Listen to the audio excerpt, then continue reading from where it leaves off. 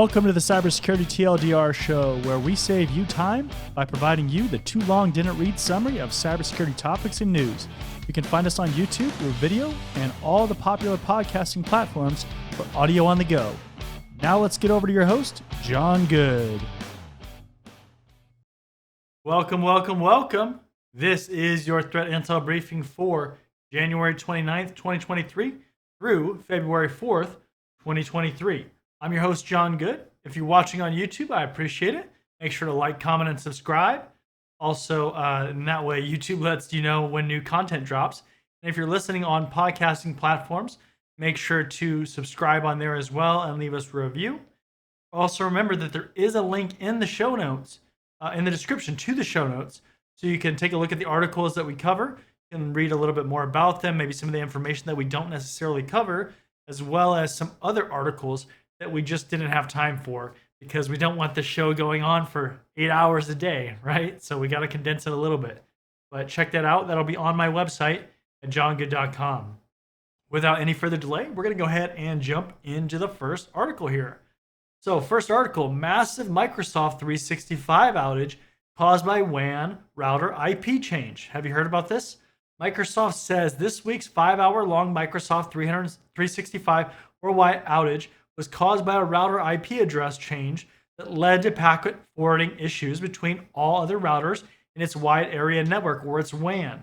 Redmond said at the time that the outage resulted from DNS and WAN networking configuration issues caused by a WAN update, and that users across all regions serviced by the impacted infrastructure were having problems accessing the affected Microsoft 365 services. So if you're not familiar with how cloud works, cloud providers, they have a lot of these different regions and areas where there's basically different data centers that provide services, because the whole idea is that the closer that you are to a lot of these services, the better service and the better experience that you'll have, right? Higher speeds, all that kind of stuff. The issue led to service impact in waves, peaking approximately every 30 minutes as shared on the Microsoft Azure service status page. The status page was also affected as it intermittently displayed 504 gateway timeout errors. Microsoft now also reveals that the issue was triggered when changing the IP address of a WAN router using a command that had not been thoroughly vetted and that has different behaviors on different network devices. So the main reason why I wanted to bring this article onto this week's show, obviously Microsoft 365, a lot of companies, a lot of organizations, people use that service, right? But that's not the key, right? The key is they didn't properly vet the command, or they didn't properly test the command to make sure that it was going to work, right? When you're in your organization, you should have things like change management that track, and configuration management that track how the configurations start out as changes are made, tracking those changes. And that way you know what your configurations are like, right? And then when you get a change that you're going to make, you get it approved by a change advisory board or some kind of board or group or something like that, who takes a look at the impact that's going to take place when you implement that change, and they'll have to sign off, and then you document that change.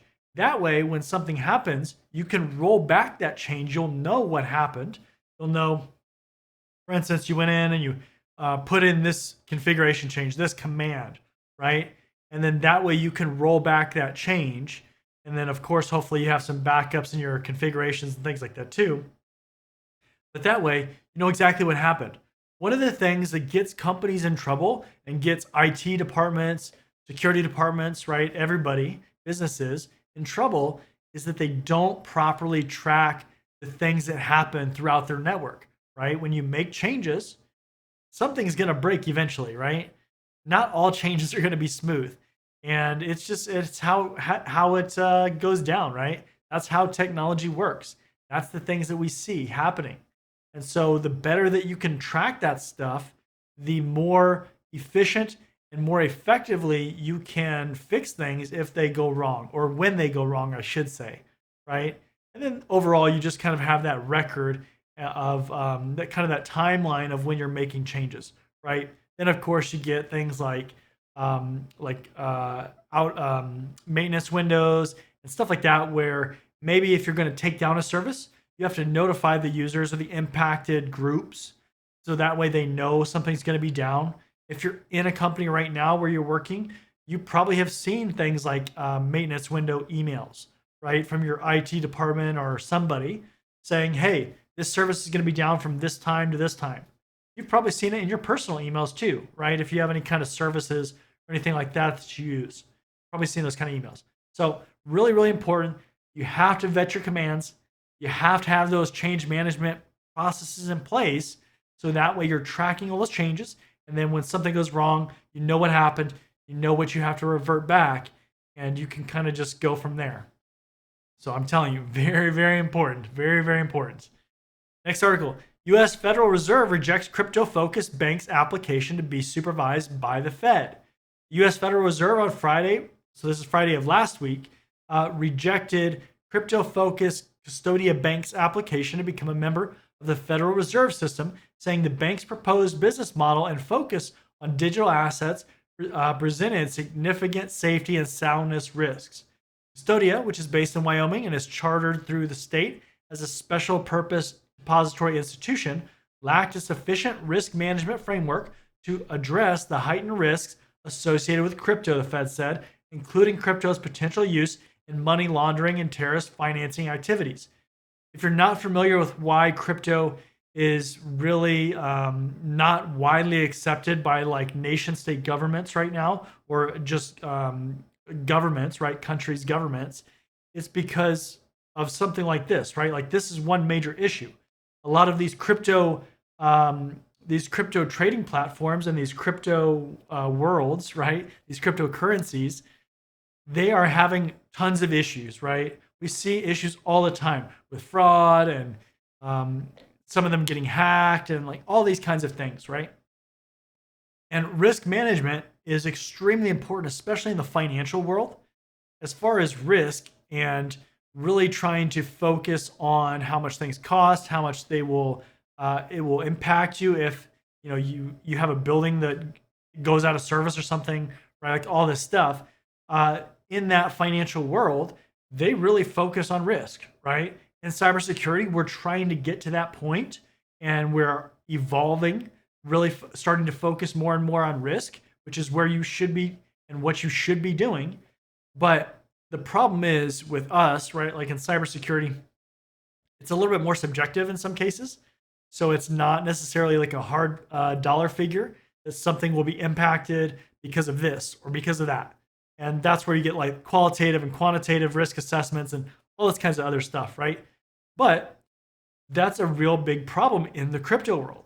The Fed also issued a policy statement in conjunction with the denial of Custodia Bank's application, clarifying that banks supervised by the U.S. Central Bank with or without deposit insurance are subject to the same limitations on activities, including those related to cryptocurrency.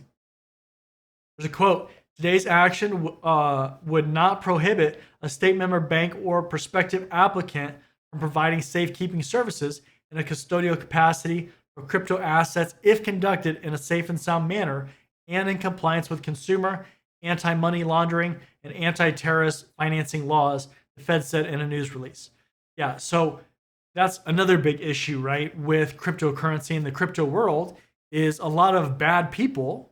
They use cryptocurrency exchanges and cryptocurrency in general to launder money, right? To disguise where money came from, where money's going, like all this stuff, right? It's a real thing.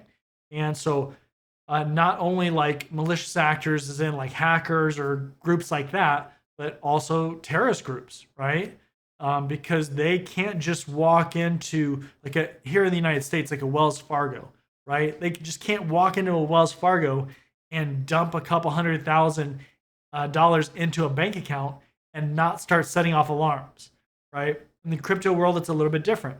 There's a lot less scrutiny in the crypto world. There's a lot less regulation in the crypto world, and there's a lot more issues in the crypto world, right? So it's not surprising to see that the U.S. Federal Reserve is very hesitant to this because it makes sense, right? Like there's not a lot of assurance that any crypto currency is viable or secure or safe, right? There are some that are probably better off than others, but it's a huge issue, right? And it's gonna continue.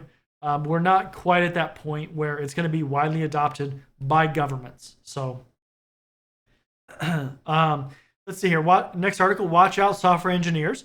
ChatGPT is now fixing bugs in code. Are you a software engineer? You might want to pay attention to this. AI bot ChatGPT has been put to the test on a number of tasks in recent weeks, and its latest challenge comes courtesy of computer science researchers from Johannes Gutenberg University and University College London, who finds that ChatGPT can weed out errors with sample code and fix it better than existing programs that are designed to do the same thing. Researchers gave 40 pieces of buggy code to 4 different code fixing systems: ChatGPT, Codex, Coconut, and Standard APR. Essentially, they asked ChatGPT what's wrong with this code and then copy and pasted it into the chat function. On the first pass, ChatGPT performed as well as the other systems. ChatGPT solved 19 problems, Codex solved 21, Coconut solved 19, and Standard APR methods figured out 7. The researchers found its answers to be most similar to Codex, which is not surprising, as ChatGPT and Codex are from the same family of language models. However, the ability to chat with ChatGPT after receiving the initial answer made the difference, ultimately leading to ChatGPT solving 31 questions and easily outperforming the others, which provided more static answers. So basically, they're saying the ability to give it a little bit of input helped kind of push it along and get over the hurdles, right? And that way it could solve even more of these problems. So if you're a coder, be concerned, right? With code, one of the things that we've seen is really this push to get to automating a lot of things, right? Because with code, a lot of times they'll say the results aren't necessarily static, right? Like depending on what kind of application or something you have, the results could be dynamic. It might not be the same answer all the time based on a lot of different factors, but a lot of the code behind the scenes can be static. There are best practices, things that can be automated, things that are predictable, right? And things that should be in place. And so the better tools get, like ChatGPT, that definitely is going to impact software engineers, right? A lot of times with tech jobs, what we see is this evolution of jobs, right? So, for example, right, let's look at like network engineering, right? Like traditional network engineering. So dealing with Cisco routers and firewalls, like you see back here. So that role traditionally was in every organization, right? You needed physical gear. You had to go in there, configure it, set it up, rack and stack it, all that stuff, right? Well, today, a lot of companies are putting stuff into the clouds, in the cloud providers. This stuff is not in every organization, right? It's just not. There are some companies that are entirely cloud-based for everything, right? There are some companies that are entirely remote. They don't. There are some that have physical presence, the physical office. So, that's a something to definitely consider if you're in software engineering or you're thinking about going into it. Just understand that your job that you see today as a software engineer is going to evolve, and you need to account for this evolution, right? So instead of network engineers, we have a lot of cloud engineers or people trying to become cloud engineers because that evolution of the role, right? So it's really important. If you don't evolve, right, you could be left behind. Now with software engineering, we've got a ways to go, right? But that is something to keep in mind, right? If you're maybe 5-10 years out from retirement, it's probably not going to really affect you, right? You're probably so high up in the hierarchy anyways. But if you have like 30 years to go, if you're like in your 20s and you have 30-40 years of work experience left to give, this is going to affect you for sure, 100%. It's just a matter of time, right? Could be 10 years, could be 15 years, could be 20 years. But before your career is over, this is going to be a thing for sure. We've just seen so many advancements with this stuff in the last 10, 15 years that it's really going to continue the next 10, 20, 30, 40, 50, 100 years probably, right? So just make that, keep that in mind and don't lose sight of that, right? And that goes for any profession. Make sure that you really track the evolution of your career field, right? Work in cybersecurity, just a straight up cybersecurity analyst or something like that, GRC analyst. You have to track how things are evolving. I'm telling you, if you miss out on that and you don't do that, you will get left behind in a lot of professions, especially tech-based professions. So next article, TikTok's chief to testify before Congress in March. TikTok's chief executive has agreed to appear before a congressional committee in March as House Republican lawmakers step up scrutiny of the Chinese-owned video sharing app. Sao Zi Chu, I'm not sure if I said that right, will appear before the House Energy and Commerce Committee on March 23rd. Committee spokesperson said, which would be the first appearance of a TikTok CEO before a congressional panel. The hearing will give lawmakers, particularly Republicans, who recently gained a slim majority in the House, an opportunity to explore a range of growing concerns over the app. Those include alleged sharing of U.S. Users' data with China, as well as risks that the app could be used for propaganda or manipulation of U.S. users.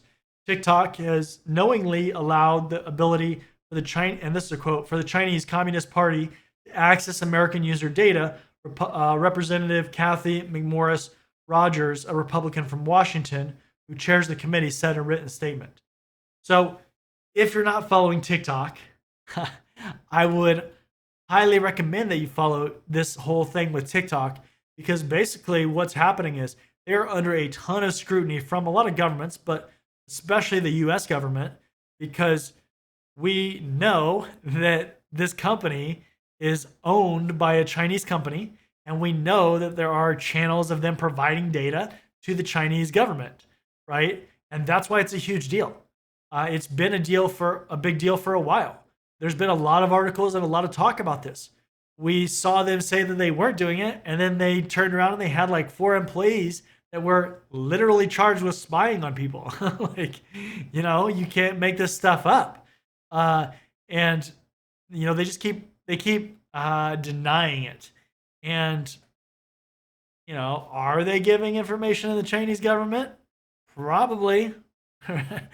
But they just keep trying to fight it. They keep trying to show that they're objective, and they act as a separate entity that isn't influenced by ByteDance, which is the parent company. But I don't think anybody's buying it. The unfortunate thing is with these committees, these hearings, is that usually nothing valuable comes out of them. It's usually like this big show, this big spectacle where they, whoever's there gets up there, and then representatives are like, oh, well, what are you doing? And then the company's like, well, we're doing everything that we can, and we're fixing all the issues and whatever. That's literally what every one of these is like.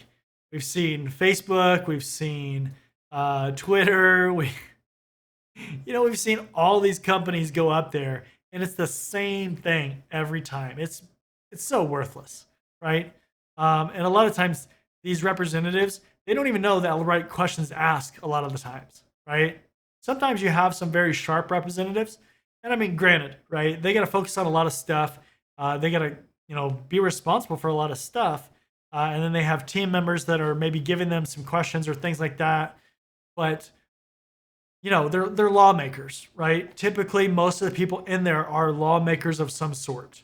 And, they just typically don't really understand even the questions that they're asking.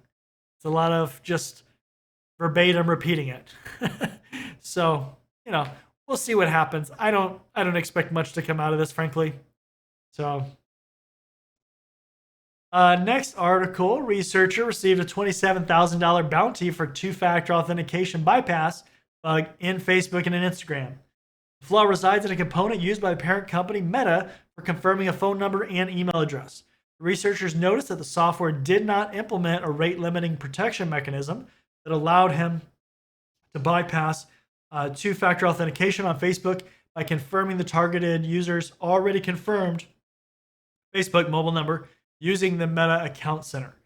Researcher noticed a personal details section in the Meta Account Center that allowed users to add an email and phone number to both Instagram and linked Facebook accounts, which can be verified by providing a 6-digit code received on an email or phone. Manos noticed the lack of rate limit protection, allowing anyone to confirm unknown or known email and phone numbers, both in Instagram and linked Facebook accounts. The issue allows the attacker with the knowledge of the victim's phone number associated with his Instagram, their Instagram, not just his, but with this researcher's Instagram and Facebook account to conduct a brute force attack on the 6 digits code and then use the code to assign the victim's phone number to an account under his control. So, one of the things that you have to keep in mind anytime you're taking input, especially from users, right, is that you have to have things like rate limiting protections in place. So one of the things that comes to mind is brute force, right? Just a brute force attack in general. Typically a password attack, but brute force could really mean anything where you just constantly are bashing some application or service with data, trying to get it to break or do something, right? Get past authentication, all that kind of stuff. And so one of the typical measures with brute force attacks and how you can help prevent them is by doing rate limiting, right? Because if every attempt, for instance, of a login attempt, if I have to wait 5, 10, 15, 20 seconds or something like that, or if I fail logging in like 3 times and then I get locked out for 10 minutes, right? Like those are all rate limiting kind of protections. That's going to dramatically slow down the process of somebody to be successful with a brute force attack. And so typically, like with authentication and passwords, the idea is that your password will expire before that person, that attacker, could potentially crack your password, right? So whatever, like a 12-character password, whatever the time is that it would take a normal system to crack that 12-character password, you would have already reset your password before that point. So even if they grabbed the database, encrypted database or encrypted password, they couldn't crack it in time in order to get into the system, right? If you don't have that kind of stuff, it doesn't really matter what you're doing. There's a lot of uses where those kind of protections come into play. And if you don't do that, then you're just opening yourself up for serious issues, right? We've even seen things like the MFA fatigue attack, which is kind of the same idea where you just basically, so when you get a code, right, for multi-factor authentication, so if I try to log in, I get sent a code to my mobile phone or like a notice, like a pop-up.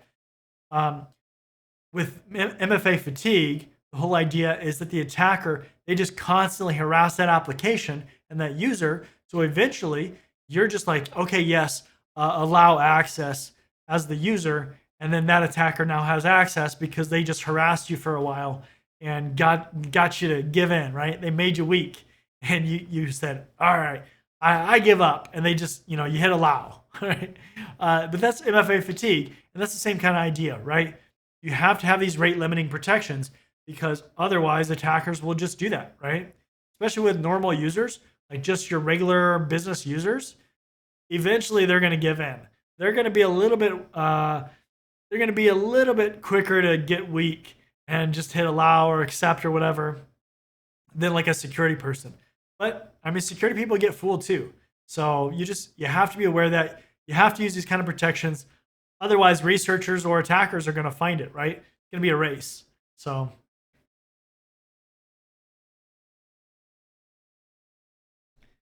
next article, GitHub confirms signing certificates stolen in cyber attack and revokes them. GitHub confirmed on Monday that threat actors stole 3 digital certificates used for its desktop and Atom applications during a cyber attack in December 2022. Writing in a blog post, the company said that after investigating the accident, it concluded that there was no risk to GitHub.com services and no unauthorized changes to the projects. Instead of encrypted code, signing certificates were exfiltrated However, the certificates were password protected, and we have no evidence of malicious use, reads the post by Alexis Wales, GitHub's Vice President of Security Operations. As a preventative measure, we will revoke the exposed certificates used for GitHub Desktop and Atom applications. Revoking these certificates will invalidate some versions of GitHub Desktop for Mac and Atom. To continue using the software solutions, GitHub urged Mac users to upgrade the GitHub Desktop version to the latest release. In contrast, Atom users must download a previous program version to keep working on it. So yeah, I mean, with certificates, if they ever get compromised or they get stolen or anything like that, you have to revoke them, right? Revoke them, regenerate them, and just go through the headache of doing that, because certificates are key, right? A lot of times our trust, especially with like our systems, right, is built on those certificates. So if those certificates fall into the wrong hands, and for instance, you're using them to sign applications, what's stopping an attacker to go create some malicious piece of code, maybe some virus or something? They sign it with your certificate, and now it's, saying approved by like GitHub or whoever, right? Whatever company. That's a serious issue. We've even seen attackers several years ago. There was a few examples where attackers were going after like the certificate authorities, people that are actually issuing the certificates, which is a way, way, way worse situation, because those root certificate authorities, or those certificate authorities in general, are issuing out these certificates, and they could just issue out ones to them directly to themselves. So certificates are really important that you protect them, and that when they are stolen or compromised, you have to revoke them and go through that process of creating new ones and getting those out there, right? So pretty basic kind of security measure, but really, really important, and one that you have to make sure that you do. Watchdog warns FDIC fails to test banks' cyber defenses effectively. In a report issued Wednesday, the FDIC Office of Inspector General identified major deficiencies in the agency's IT and cyber risk assessment program, which is known as InTREx. The FDIC is the independent government agency responsible for monitoring the health of commercial banks and savings banks across the U.S.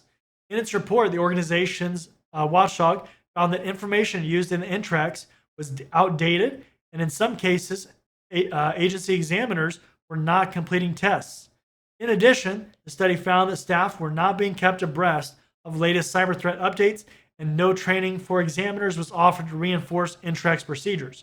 According to the OIG, unclear procedures have also led to InTREx examiners failing to file exam work papers properly. So, in the banking industry and the financial industry, there are a ton of controls that are in place, especially in the US. But a lot of times, the banks are tied to markets. So, for instance, in the US, you have all these banks that are tied to the financial markets. If the banks collapse, massive issue, right? We've already seen in 2008, 2007, kind of that time frame, we saw a huge kind of collapse of some of the banks where they were just kind of giving out a lot of loans and doing stuff irresponsibly. But when banks collapse, that's a huge issue for a country, right? Everybody's money's in banks. So if that crashes, and then the markets crash, or the markets crash in general, somehow that affects the banks. Nobody's got money. That's a big deal, right? So it's kind of scary that that this is the case, because obviously, you got to take care of the banks.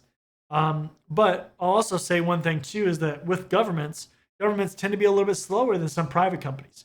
Larger companies tend to be slower than smaller companies, right? That's just how it is, because there's just more layers of things that have to happen, more approvals, more defenses, more complex environment, all these kind of things. But really important that you make sure that you're doing your training. You're staying up to date as a cybersecurity professional. You are providing training for other people to keep them updated on cybersecurity stuff, right? This is a team effort. Cybersecurity is always going to be a team effort. And so you have to contribute and make sure that you're staying on top of your game and making sure that other people are learning about the things that are happening, because we don't want them, like a first line worker, to be the reason why our whole network got compromised, right? But kind of another example of an organization that may or may not be funding training, right? Maybe employees aren't taking advantage of the training, but most likely, it's not being offered. So you got to just make sure that people are getting trained and that you're staying up to date.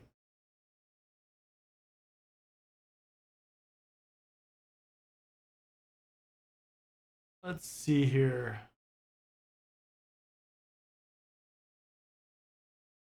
So next article, Chinese search giant Baidu to launch ChatGPT style bot. Baidu Inc. is planning to roll out an artificial intelligence chatbot service similar to OpenAI's ChatGPT, according to a person familiar with the matter, potentially China's most prominent entry in a race touched off by the tech phenomenon. Company's shares rose as much as 5.8% after Bloomberg's report, the largest intraday gain in almost 4 weeks. Baidu spent billions of dollars researching AI in years-long effort to transition from online marketing to deeper technology. Its Ernie system, a large-scale machine learning model that's been trained on data over several years, will be the foundation of its upcoming ChatGPT-like tool, the person said. A Baidu representative declined to comment. So, here we go. Another Chinese product, right? Oh, this will be an interesting one, right? I would really be interested to see what kind of things that people are putting into ChatGPT, because as this has expanded and become a huge thing, people are putting some weird stuff in there, right? Like they're asking some weird questions, trying to figure out what it's capable of. Maybe they're asking some other stuff too that might reveal some more information about them. Chinese product, right? Similar to TikTok. This is going to be a concern for sure, especially if it is really effective at learning from what it receives, the input. That's going to be a big deal, right? So it's kind of a wait and see, right? We'll have to see what happens with this and kind of how the U.S. government, for example, is going to respond to this. I'm guessing other governments will respond to it too, right? A lot of concern, especially with China and spying on users of countries, right? They continue to show that they are doing it, and they're trying to create these popular products, and they're releasing them mass scale, and people are starting to use them, and then they're sending their data to these applications, which is then in turn sending it to the Chinese government. So we'll see what happens with this. It'll be really interesting, I think, to see how it's going to play out. So with that being said, that's going to be the last article for this week. Again, my name is John Good, and this was your Threat Intel briefing for January 29th, 2023 through February 4th, 2023. If you're watching on YouTube, make sure to like, comment, and subscribe. If you're listening on podcasting platform, make sure to subscribe and leave us a review. Also, check out the description for a link to the show notes. You can see all the articles we talked about, and then some more articles that came up this week as well that we didn't cover. And with that, we're going to go ahead and wrap it up, and I'll see you next time.